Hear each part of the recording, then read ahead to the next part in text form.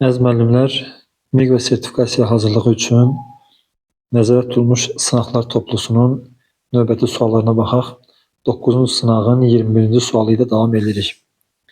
Xəritə sxeminə hansı çay sistemi təsvir olunmuşdur? Burada görürük ki, Qara dənizə qərbdən tökülən və delta əmələ gətirən Prut kimi, Tisa kimi məşhur qolları olan Dunay çayından söhbət gedir. Yəni cavab A variantı. Cədvələ əsasən uyğun fikirləri müəyyən edək. Birinci sütunda doğru, ikinci sütunda yanlış fikirləri qeyd eləməliyik. Respublikamızda heyvandarlığın əsas sahəsi taxılçılıq rayonlarına meyl edən maldarlıqdır. Şərti doğru şərtdir. Lerik və yardımlıda zebu və zebuya bənzər maldarlıq inkişaf etmişdir. Şərtdə doğrudur. 1-2 artıq bizə lazım olan variantlardır. Deməli, B variantını, C variantını və D variantını silmək olar. Qoyun və keçilərin baş sayına görə Abşeron Xızı İqtisadi rayonu xüsusi fərqlənən şərti yanlışdır. Belə ki, bu şərt Qazax Tovuz İqtisadi rayonuna aiddir. Üçüncü şərt yanlışdır. Respublikamızda yunluq, ətlik, südlük, qoyunçuluq inkişaf etmişdir.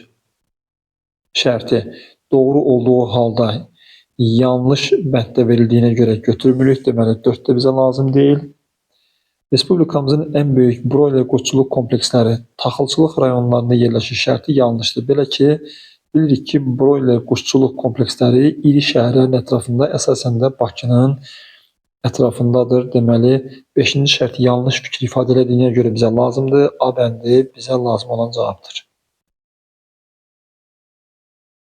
Arpaçay, Daşaltı və Zuvant yasaqlıqlarının hansı inzibati rayonlarda yerləşdiyini müvafiq olaraq müəyyən edək. Arpaçay yasaqlığı Şərur rayonundadır. Ona görə də A bəndini, C bəndini və Y bəndini silmək olar. Daşaltı yasaqlığı Şuşadadır. Belə çıxır ki, verilən variantların hər ikisində Şuşa var və hələ ki, belə davam edirik. Zuvant isə Lerikdədir və D variantı ələnmiş olur. Cavab B variantı. Cədvələ əsasən doğru olmayan sıraları müəyyən edək. Bizə landşaft, torpaq tipi, iqlim tipi və fiziki coğrafi rayon verilibdir. Yarımsəhra landşaftında boz qonur, daha dəqiqcə boz-çəmən olsaydı daha doğru olardı. Boz qonur da götürüləsi olsa, qışı soyuq keçən yarımsəhra quru çöl iqlimi Naxçıvan ərazisində var. Burada isə küraraz verildiyinə görə birinci şərt yanlış olduğuna görə götürürük. Yəni, birinci şərt bizə lazımdır. Birinci sətr. Dağ çöldə şabaldı torpaq var. Qışı quraq keçən mülayim isti iqlim. Bunu biz Qanğayırçay zonası üçün götürə bilərik. Amma burada Şərur-Ordubat verib və biz bilirik ki, Şərur-Ordubat düzü qışı soyuq keçən yarımsəhra quru çöl iqlimidir. İkinci sətirdə doğru olmayan fikri ifadə edildiyinə görə bizə lazımdır. 1 və 2-nin verilmədiyi variantları silirəm. Meşə çəmən, alluvial çəmən, qışı mülayim keçən yarımsəhra quru çöl iqlimi, samur dəvə çovalığı. Bu, Tuğay meşələrinin yayıldığı meşə çəmən landşaftını və çayların gətirdiyi çöküntülərin olduğu yerdə alluvial çəmən torpaq tipinin formalaşdığı samur dəvə çovalığını doğru ifadə edildiyinə görə bizə lazım deyil. Dağçəmən landşaftında dağçəmən torpağı var. Qışı quraq keçən soyuq iqlim şərti Kiçik Qafqaza aid ola bilər, ancaq Zaqatala Lahaca aid ola bilməz. Deməli, 4-cü sətirdə yanlış fikri ifadə edildiyinə görə bizə lazımdır. Deməli, artıq variantımız Y variantı çıxdı. Dağmeşə landşaftında qonur dağmeşə torpağı demək olar ki, Böyük və Kiçik Qafqaz dağlarımızda var. Yağıntıları bərabər paylanan mülayim isti iqlim Böyük Qafqazın şimal-şərqində, yəni Qonaqkənd fiziki coğrafi rayonunda var. 5-ci sətir doğru fikir ifadə edildiyinə görə bizə lazım deyil. Cavab Y variantı. Filiz mənşəli faydalı qazıntıların yayıldığı fiziki coğrafi rayonları müəyyən edək. Zaqatala Lahacda polimetal yataqlarımız var. Deməli, biri götürmək olar. Birin verilmədiyi variantları silirəm. Qonaqkənd fiziki coğrafi rayonunda filiz mənşəli faydalı qazıntı yoxdur. Deməli, ikinci şərtin verdiyi A variantını da silirəm. Araz boyu düzənliklərdə filiz mənşəli faydalı qazıntı yoxdur. Üçüncü şərt də bizə lazım deyil. Həkəri fiziki coğrafi rayonunda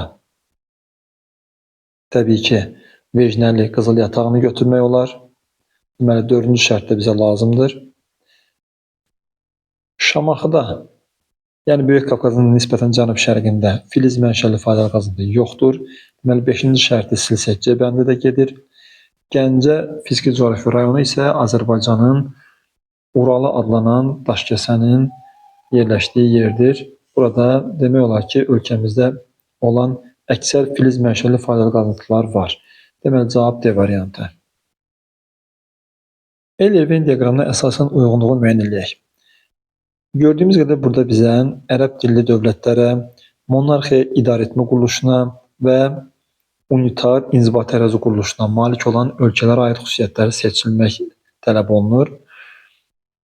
Variantlara baxırıq ki, buradan Tacikistan nə ərəb dilli dövlət deyil, nə monarxiya deyil.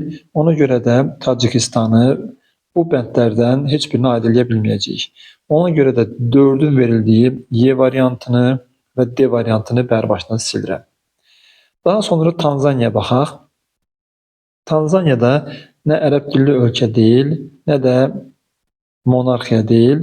Ona görə də Tanzaniyanı da verilən variantlardan silsək, yəni 8-i siləsi olsaq, yalnızca C variantı qalır.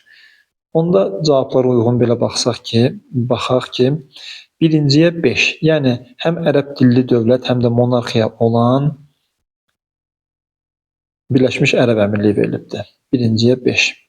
Sonra ikinciyə 2, yəni ərəb dilli və unitar olan Əlcəzairi veribdir. Üçüncüyə 6, həm monarxiya olsun, həm də unitar olsun Bruney və hamısının bütün xüsusiyyətləri özündə birləşdirən Küveyt doğru cavabımızı göstərir. Cavab C variantı. 27-ci suala baxaq, əziz müəllimlər. Diaqrama əsasən uyğunluğu müəyyən edək. Gördüyümüz qədər bu diaqramda İspaniya və Oman, İran, Türkmənistan və Livan kimi ölkələrin ortaq xüsusiyyətləri bizdən soruşulur.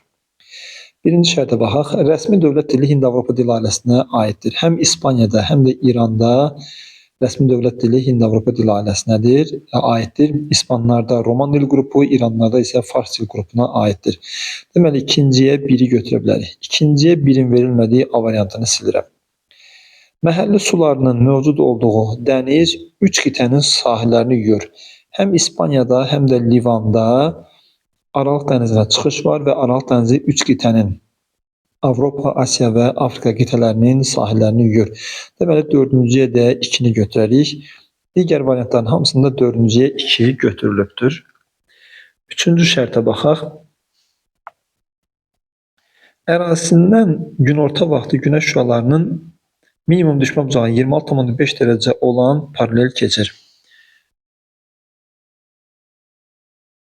Bilirik ki, minimum düşmə bucağının 26,5 dərəcə olduğu coğrafi enlik 40 dərəcə şimal və ya cənub enliyidir. Burada verilən ölkələrdən həm İspaniyada, həm də Türkmənistanda 40 dərəcəli şimal enliyinə aid paralel keçə bilər. Yəni, 3-cüyə 3. 3-cüyə 3-ün verilmədiyi D variantını da silmək olar. 4-cü şərtə baxaq. Monarxiya idarəetmə formasına malikdir. Burada verilənlərdən həm İspaniya, həm də Oman monarxiya idarəetmə quruluşuna malikdir. Deməli, birinciyə 4-ü aid edirik. 5-ci şərtə baxaq. Ərazisi 2 işıqlanma qurşağında yerləşir. Deməli, burada biz əgər siyasi xəritəyə baxsaq, görərik ki, Omanın ərazisindən tropik xətt keçir və belə çıxır ki, Oman 2 işıqlanma qurşağında yerləşir.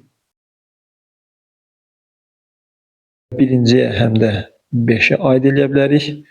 4 və 5-in birinciyə aid olduğu yalnızca C variantı var. Sahilləri 2 okean sularla yuyulur şərti. Burada heç bir ölkə ilə ortaqdır. Çünki İspaniyanın sahilləri yalnızca Atlantik okeanı suları ilə yuyulur. Ona görə də 6-cı şərt ümumiyyətlə bizə lazım deyil. Doğru cavab Y variantı olur. 6-cı şərt bizə lazım olmadığına görə yalnızca Y variantı doğru variant kimi qalmış olur. Canberra şəhəri üçün doğru bəndi seçək. Bilirik ki, Canberra Avstraliyanın paytaxtıdır və Canberra üçün aydınlıq xüsusiyyətləri baxacağıq.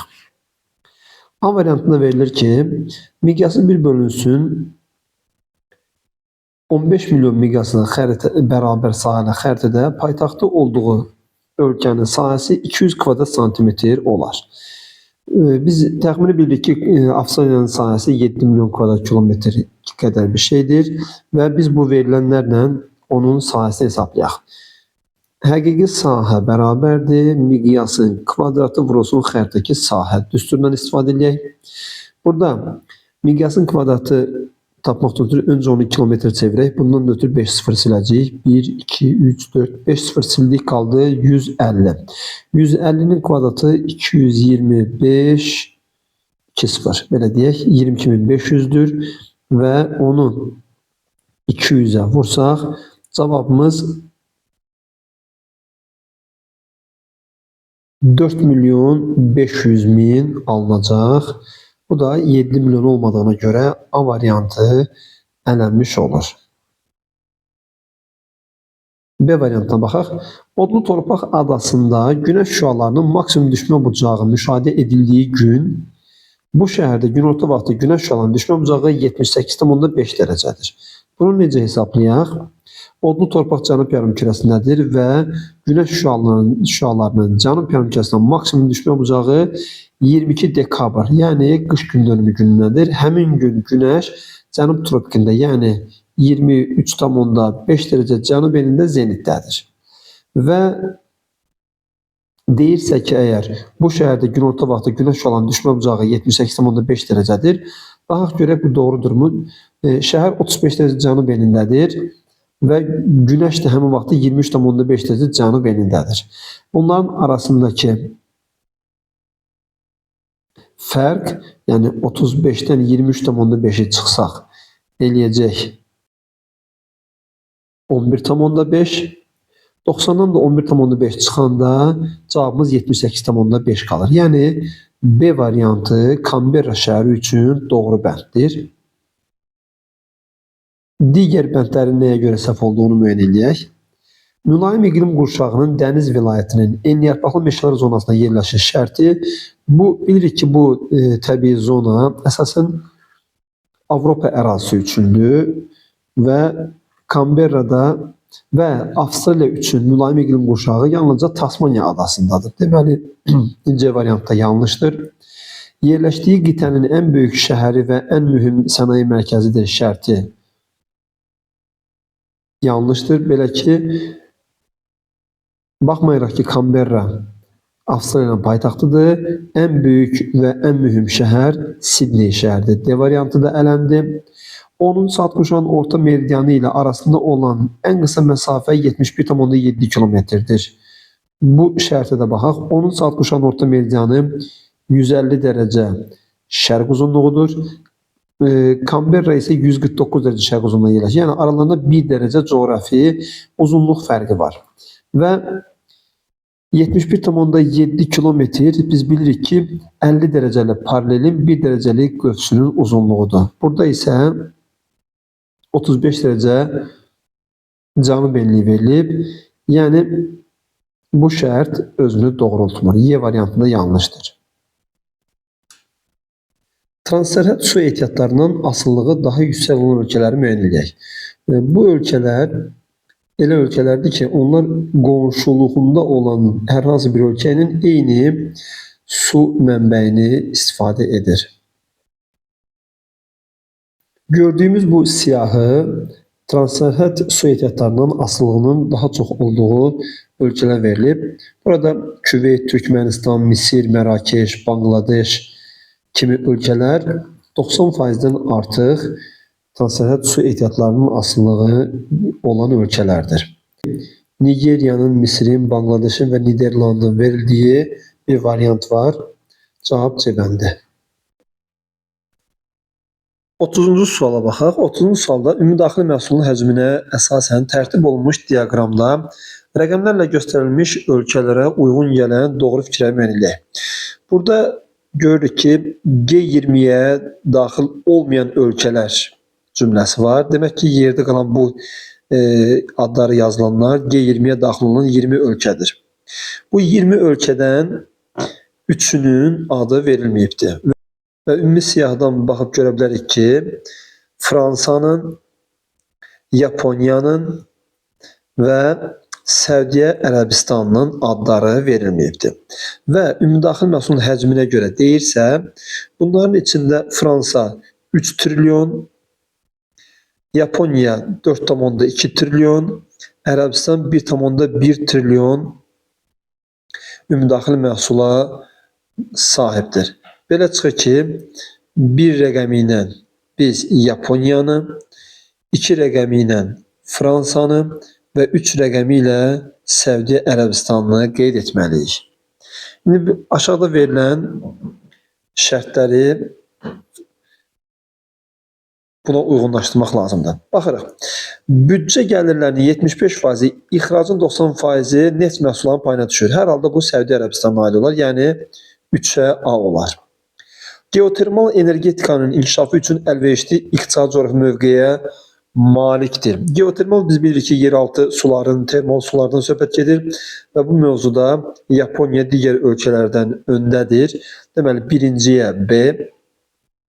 Dövlət dili Hind-Avropa dil ailəsinə daxil edilir. Bunların içində Yapon dili ayrıca dildir. Səudiyyə Ərəbistanı dili Samihami dil ailəsidir. Fransız dili isə Roman dil qrupuna aiddir və Hind-Avropa dil ailəsinə aiddir. Deməli, 2-yə də C götürək. A-da isə Fransaya C götürək. Respublika idarəetmə formasına malikdir şərti. Yaponiya monarxiyadır. Səudiyyə Ərəbistanı monarxiyadır. Fransa isə respublikadır. Deməli, 2 həm də D-ni götürür. Fəaliyyətdə olan vulkanlar mövcuddur. Şərti isə yalnızca burada Yaponiyədir. 1-ə də Y aid edə bilərik. Buradan da gördüyümüz kimi 1 B, Y, 2 C, D, 3 A cavab D variantıdır. Respublikamızın ağır sənaye sahələrinin olduğu şəhərləri müəyyən edək. A variantında Şirvan, Mingəçevir və Salyan şəhərlər verilib və hər üçündə kimya sənayesi olduğuna görə və kimya sənayesi də ağır sənaye olduğuna görə A bəndini doğru götürə bilərik. Doğru fikirləri müəyyən edək. Ölkə əhalisinin orta illik təbii artımı 1,3%-ə bərabərdirsə, bu ölkə təbii artımın ikinci tipinə aiddir. Biz bilirik ki, təbii artım əgər 1000 nəfərə 12-yə qədərdirsə birinci tipdir, 12-dən çoxdursa ikinci tipdir. Burada 1000-lə verildiyinə görə promillə olmalıydı, amma şərt bizə faizlə soruşur, şərt bizdən. Deməli, biz burada 1000-i 100 eləyək, yəni bir dənə 0 silək, 12-ni də 1,2 eləyək. Deməli, belə çıxır ki, əhalinin təbii artımı 1,2%-dən çoxdursa ikinci tip aid olar. Deməli, birinci şərt doğru fikri ifadə eləyir. Birinci şərtin verilmədiyi variantları silirəm. Görünən odur ki, artıq ikinci şərtdə öz-özlüyündən silinmiş oldu. Görə ikinci şərt bizə nə deyirmiş? Qarabağ və Şərqi Zəngəzur iqtisadi rayonları arasında paleozon yaşlı süxurlara rast gəlinir. Şərti yanlışdır. Çünki Kiçik Qafqaz ərazisində paleozon yaşlı süxurlar aiddir Gəncə zonasına. İqtisadi rayon olaraq deyəsi olsaq, Gəncə Daşkəsən zonasında demək olar. Deməli, ikinci şərt yanlışdır. Müəyyən bir əlavə və ya yeni məhsulun istehsalına başladıqdan sonra əldə edilən üstünlük və ya əlavə fayda alternativ dəyər adları fikri də yanlışdır. Əlavə alternativ dəyər nədir? Deməli, təsərrüfatın müəyyən bir dönəmində inkişaf eləməkdən ötürü iki yoldan biri seçilə bilər. Məsəl üçün, ya hər hansı bir heyvanın cinsinin yetişdirilməsi və ya da hər hansı bir bitki növünün yetişdirilməsi. Onlardan hansı daha tez öz belə deyək də xərclərini ödəyərsə, onu inkişaf elətdirirlər, digəri isə alternativ dəyər olaraq gözləyir. Deməli, üçüncü şərtdə yanlışdırsa, üçüncü şərtdə Y variantını silirəm. Yer kürəsinin xəyali oxu ətrafında fırlanma sürətinin azalması ilə troposfer qatının qalınlığının azalması arasında əlaqə tərs deyil, düz mütənasib olmalıdır. Belə ki, yer öz oxu ətrafında nə qədər yavaş sürət hərlənərsə, troposferin qalınlığı da o qədər az olar. Nə qədər sürətli olarsa, o qədər troposferin qalınlığı çox olar. Yəni o mərkəzdən qaçma məsələsinə görə deməli 4-cü şərtdə yanlışdırsa B variantında silərik. Qaldı bir dənə D variantı. 5-ə baxaq. Tropik iqlim qurşağında savanna və seyrək meşə, həmçinin dəyişkən rütubətli meşələr təbii zonasının mövcudluğu şərti doğrudur. Biz bunu Afrikanın cənubunda və Avstraliyanın şərqində görə bilərik. 5-ci şərtdə doğrudursa, deməli cavab D variantıdır. Doğru fikirləri müəyyən edək. Miqyasları bərabər olan fiziki xəritələrin ölçüləri müxtəlifdirsə, kiçik ölçülü xəritədə daha böyük ərazilər təsvir edilmişdir. Bu şərt yanlış fikir ifadə edir. Belə ki, əgər miqyaslar bərabərdirsə, onda böyük ərazinin xəritəsi də böyük olar, kiçik ərazinin xəritəsi də kiçik olar. Deməli, birinci şərt yanlışdırsa, birinci şərtin verildiyi variantları silirəm. Şaquli cismin kölgəsinin uzunluğu cismin öz uzunluğuna bərabər olan məntəqələr yalnız tropik və mülayim işıqlanma qurşağında yerləşir. Bu nə deməkdir? Deməli, əgər cismin kölgəsinin uzunluğunun onun öz uzunluğuna bərabər olmasını istəyirsə, deməli, günəşin zenitdə olduğu coğrafi enliklə cismin, o şaquli cismin olduğu coğrafi enlik arasında 45 dərəcə coğrafi enlik fərqi olmalıdır. Və Günəşin zenitdə ola bildiyi coğrafi enliklər, yəni 23,5 dərəcə şimal enliyi və 23,5 dərəcə cənubi enlikləri arasında 47 dərəcə coğrafi enlik fərqi var. Deməli, tropik işıqlanma qurşağının hər hansı bir yerində şaquli basılmış dirəyin kölgəsi öz uzunluğuna bərabər ola bilər və bu eyni zamanda yalnızca mülayim işıqlanma qurşağında ola bilər. Çünki qütb işıqlanma qurşağına günəş şüaları 45 dərəcə bucaq altına düşə bilməz. Belə ki, lap elə qütb dairəsini götürəsi olsaq, qütb dairəsi 66,5 dərəcədir. Yazıram burada. Qütb dairəsi 66,5 dərəcə, tropik isə 23,5 dərəcə. Aralarında 43 dərəcə var və günəş şüaları qütb dairəsinə həmin vaxtda 47 dərəcə bucaqla düşür. 47 dərəcə bucaqla düşmək artıq kölgənin cismin öz uzunluğundan daha qısa olması deməkdir. Deməli, ikinci şərtdə yanlışdırsa B variantında silirəm. Missouri, İrtiş, İli, Okavango və Angara çaylarının mənsəbləri okean səviyyəsindən, dünya okean səviyyəsindən yuxarıda yerləşir şərti doğrudur. Belə ki, bunların heç biri dünya okeanına tökülmür. Töküldükləri yerlərdə də həmin ərazi okean səviyyəsindən yüksəkdir. Üçüncü şərtdə doğrudursa bizə lazımdır, götürə bilərik. Üçüncü şərtin verildiyi yalnızca A variantı qalıb. Deməli, ehtimal ki, cavabımız A variantıdır. Qəbələ, Şəki və Tovuz inzibati rayonları 3 fiziki coğrafi rayonda yerləşir. Fiziki coğrafi rayonlaşdırma xəritəsinə baxsaq görərik ki, Qəbələ rayonu Zaqatala, Lahıc, Qanıq Əyriçay və Ceyrançul, Acınahor fiziki coğrafi rayonlarındadır. Şəki rayonu yenə Zaqatala, Lahıc, Qanıq Əyriçay və Ceyrançul, Acınahor rayonlarındadır. Tovuz rayonu isə Ceyrançul, Acınahor, Qazax Qarabağ və Gəncə Dağlıq fiziki coğrafi rayonlarında yerləşir. Dördüncü şərtdə doğrudursa A variantı doğrudur. Beşinci şərtə baxaq. Bütün istilik qurşaqlarının sərhədləri orta illik izotermlərə görə müəyyən edilir şərti yanlışdır. Yalnızca isti qurşağın sərhədləri orta illik temperatura görədir. Digərlərinki isə ən isti ayın temperaturuna görədir. Cədvələ əsasən Zaqatala rayonuna xas olan texniki bitkisinin sahələrinin hansı sütunda qeyd olunduğu müəyyən edilir. Pambıq təbii ki, Zaqatalada yoxdur. Deməli, pambığın verildiyi birinci, ikinci və üçüncü sütunları eləmək olar. 3, 1 və 2-ni elədiksə cavab 4 və 5 qaldı. Deməli, bu sütunları artıq biz silə bilərik. Tütün, bəli, var. Çay Zaqatala zonasında var. üzüm yoxdur, şəkər çoğunluğu yoxdur.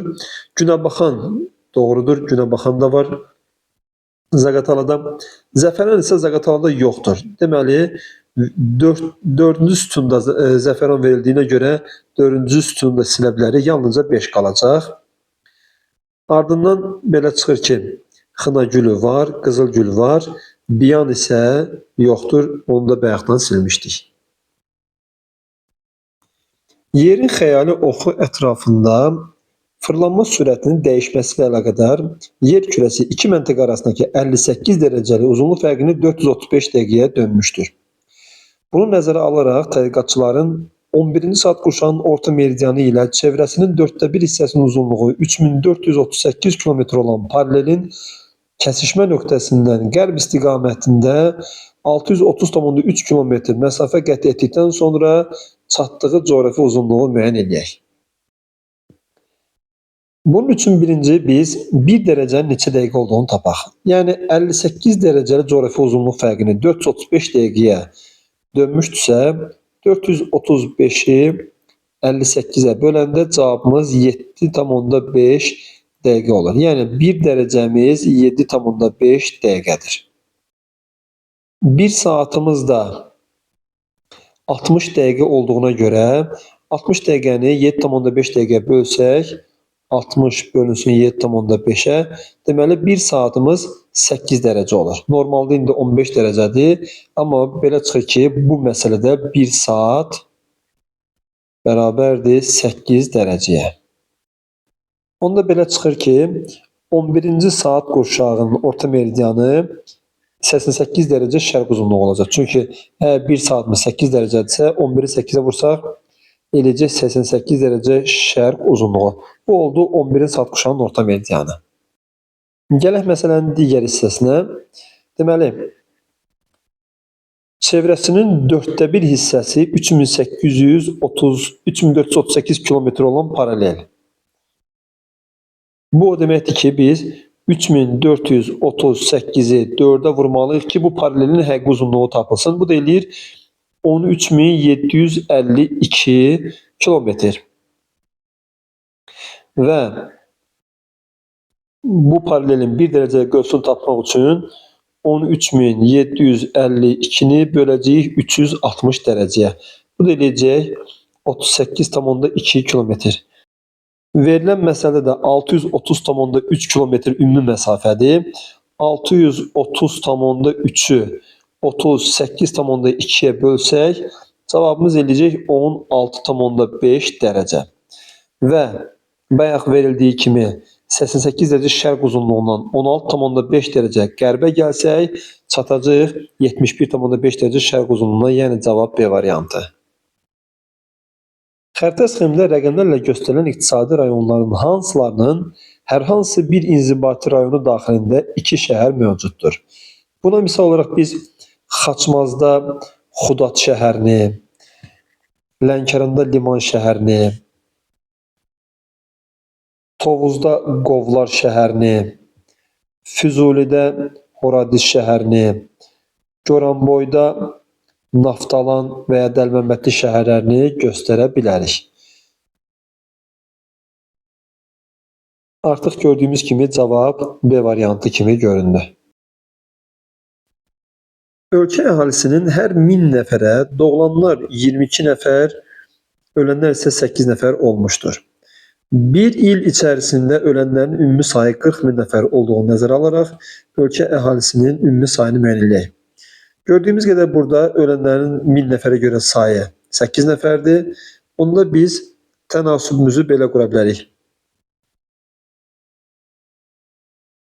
1000 nəfərə 8-dirsə, neçə nəfərə 40.000 nəfərdir. Cavabımız olacaq 50 milyon və 50 milyon cavabı da C variantında göstərilib. Verilmiş türk xalqlarından Türk dil qrupunun Uyğur yarım qrupuna aid olanları müəyyən edək. Bunlara aiddir Şorlar, Xakaslar və Çulum tatarları, yəni cavab Y variantı. Müəssisənin sutkalıq enerji sərfiyyatı 50 milyon kilokaloridir. Enerji sərfiyyatından istifadə olunacaq yanacaq növlərinin çəkisinin artmasına görə sıralayın. Biz bilirik ki, yanacaq növlərinin istilik vermə qabiliyyəti əmsalı kiçildikcə onların çəkisi, istifadə olunan çəkisi artmalıdır. Biz neftin istilik vermə qabiliyyəti əmsalının 1,5 olduğunu bilirik. Kömürün istilik vermə qabiliyyəti 1-dir, yəni vahid kimi qəbul edilən 7000 kilokalori. Sonra torf 0,5, odun 0,4 və yanar şist 0,3. Yanacaqların istilik vermə qabiliyyətinin əmsalı artdıqca miqdarı azalmalıdır. Yəni ən azı neftdən başlanmalıdır. Neft burada 5'dir. 5'den başlamalıyıqsa A, C, B variantları ələnər. Sonra kömür olacaq. Kömür burada 1'dir. 5'den sonra 1. Hər ikisi elə gedir. Ardından torfdur. Üçüncü torf olacaq. Yəni 3 olmalıdır. Burada 3'ün növbəti verildiyi D variantıdır. Deyən cavab D bəndə.